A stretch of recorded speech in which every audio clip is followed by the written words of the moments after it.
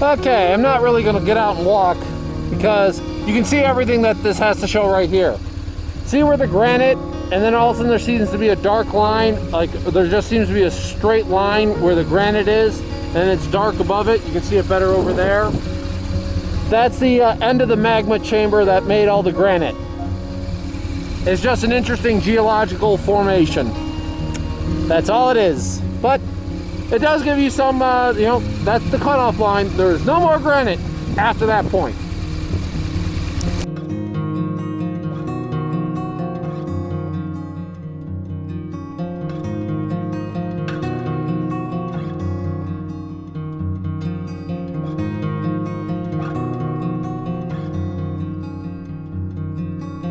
Yes, Joshua Tree National Park.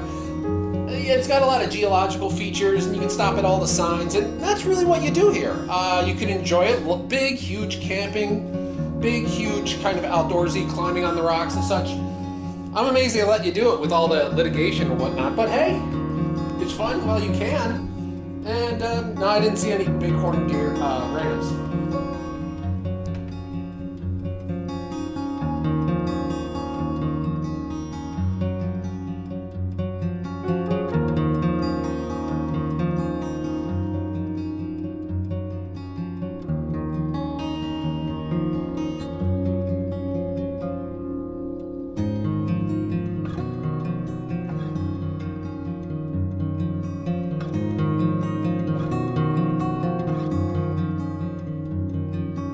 And here we are at they call it Key View Point, I believe. And obviously it's a viewing area. I'm walking up to the actual spot where they want you to go to.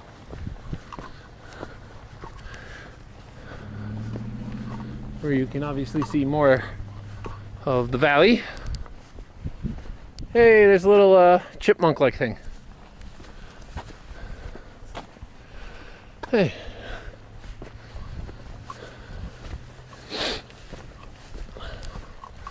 Dun-dun. Okay. What's wrong with the picture? No idea. Looks great to me.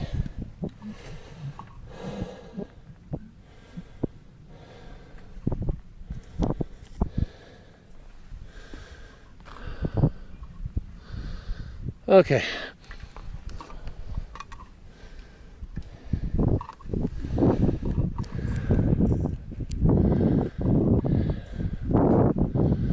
Okay. That's Palm Springs in the corner. That's Mountain San Jacinto.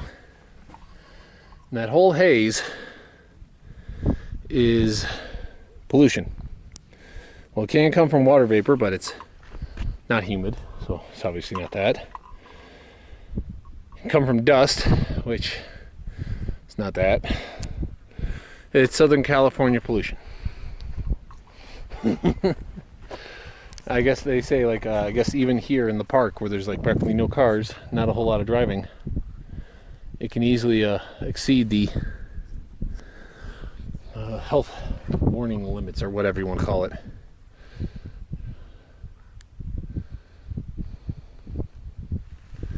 You can't see it, but on a clear day there's a Signal Mountain, which is the US-Mexico border.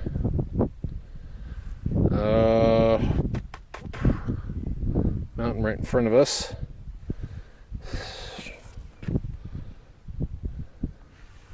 Well, over that mountain you should be able to see this little flat plains, which is the Salton Sea, which is 235 feet below sea level. But it's incredibly hazy. Apparently the Californians are not being very environmentally friendly today.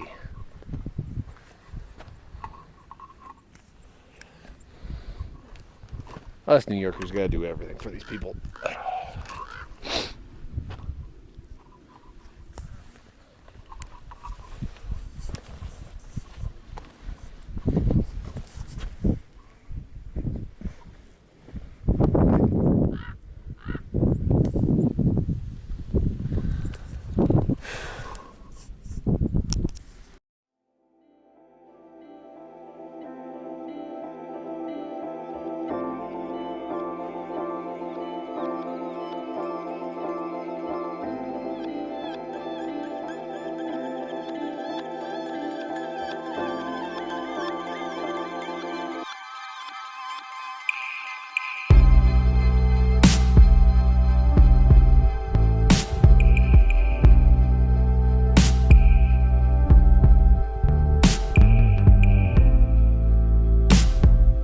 here on a trail.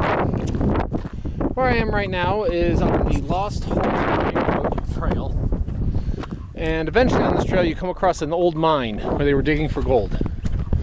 Now I was going to go there because it said it was only 0.25 miles away.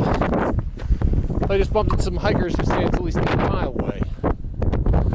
Since I'm not dressed for hiking, I'm not going to do it. But from the story I read, he found it, I don't know.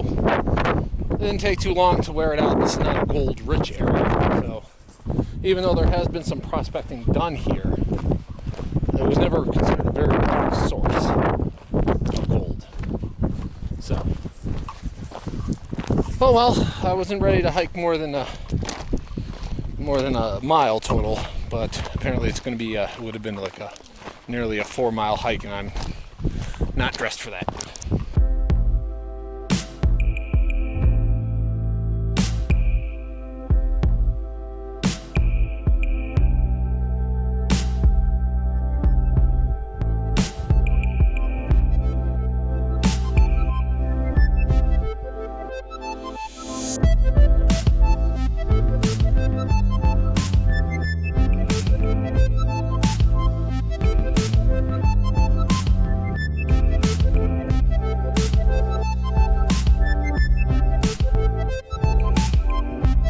Where I am is called Hidden Valley. There's a small pass there, and what it really is called Hidden Valley is because herders would hide illegal herds that they didn't want to pay tax on or anything like that, or who they wanted to keep hidden from I guess the barons who owned all the territory. So they would hide a herd here, and so that it's covered, so no one could see it, and it was difficult to get in to see these your cattle or whatever you were hiding here. And they could graze, and apparently there's a little bit of a water supply, so you could hide them from them. And that's why it's called Hidden Valley. Now it's just a nature walk and a spot for rock climbers. It's also a picnic area where I had some Gatorade and elk jerky. This is looking out on the valley from just outside over those boulders, is the Hidden Valley, and it kind of looked like this. I learned a little bit more about it by reading the signs. So what they would do is the cowboys or the herders would section off, like they take like 1 or 2 head of cattle or whatnot, and they would hide them in Hidden Valley, because the owners of the herds would notice 1 or 2 missing every whatever month or so. And so then all of a sudden they'd have a herd themselves that they could sell off, while technically stealing from the people who actually own the herds. Well, you can see, I guess those are hawks flying over. All those are Joshua trees. Well, most of them are Joshua trees. I don't think all of them are. That looks like a lot of fun to camp right out here. I mean, just look at where you'd be camping. So cool. Ancient campground. The rock formations scattered across Joshua Tree have attracted people to the area for thousands of years. Many campsites in the Hidden Valley campground were used for generations by Native Americans. This was a space for communities to share meals, tell stories, play games, sing songs together, as you can do with your friends and family during your stay. Evidence of the prehistoric past can be found through piles so beneath your feet. Oral traditions. Oh, okay. So the holes were done by native people. Oh, it's a nice little campground. Now the other thing they're known is that rock there, which is called Intersection Rock. The reason it's called that is because apparently it was at the crossroads for rock climbing, and that some famous climbers could go up those lines, and they were called the desert rats, and you can still climb them today. You just have to know your equipment, go forth.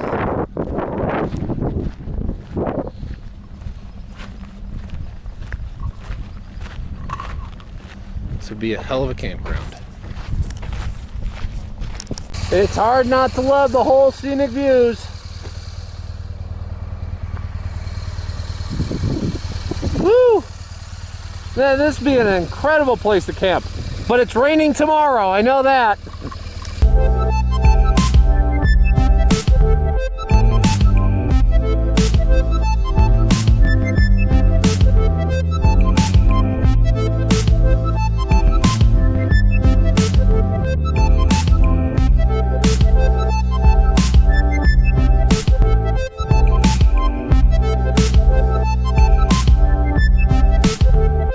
Okay, now if this looks a little weird and you don't know why, it's because this is actually occasionally, seasonally, a lake.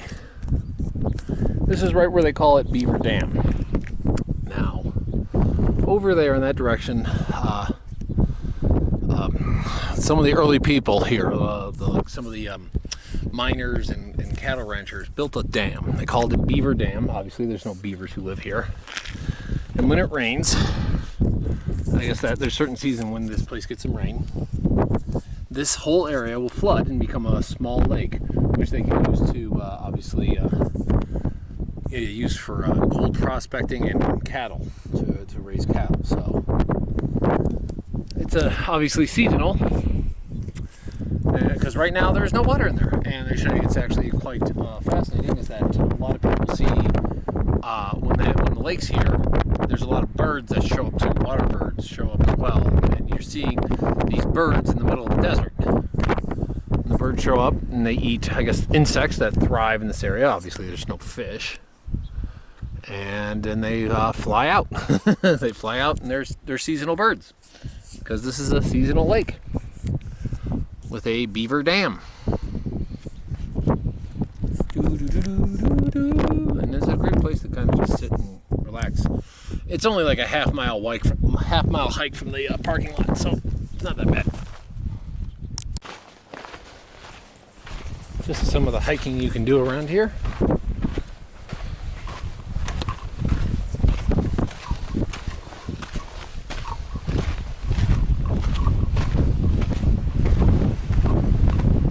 It's nice that they put in some steps. Big granite boulders.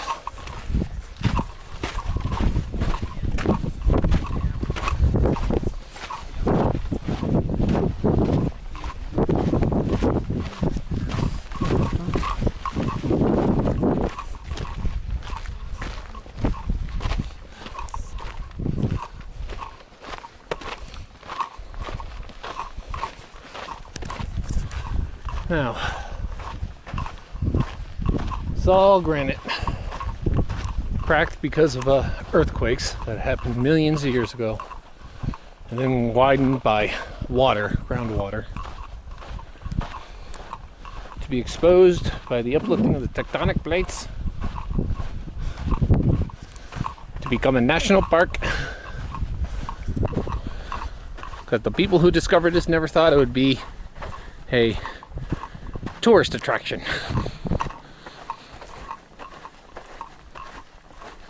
Hey, lizard. Oh, that's quick.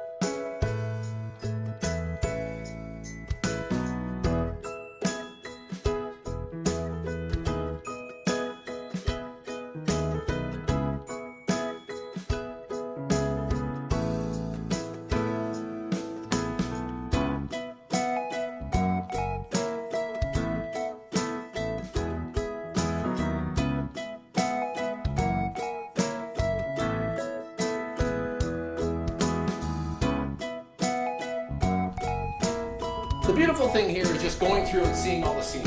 That is kind of the best thing about it, and I can't complain.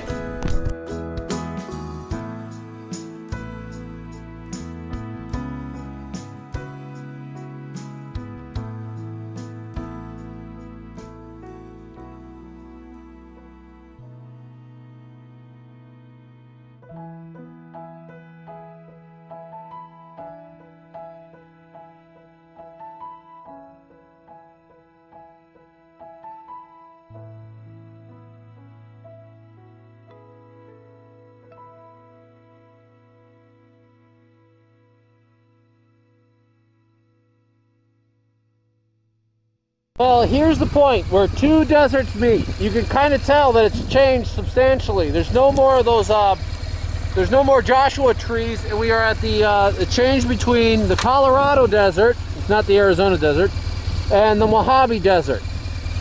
This desert goes all south into Mexico. Back that way up north is the Mojave desert. There's no real boundary line, just a gradual change in elevation. So I'm headed down in elevation right now. Up higher, it's obviously cooler. I can feel it getting warmer.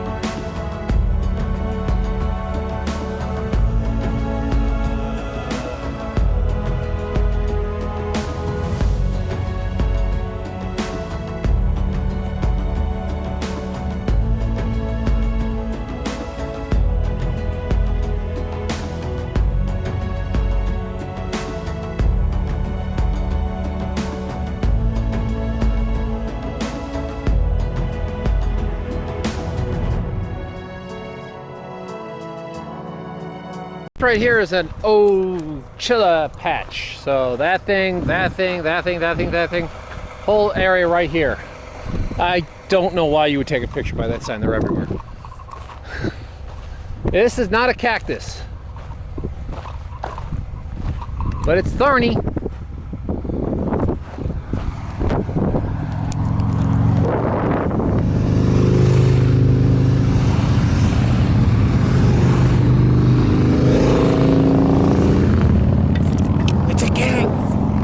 Sons of Anarchy. I mean, this whole road is really nice. Nice scenic ride, so you get to really enjoy yourself.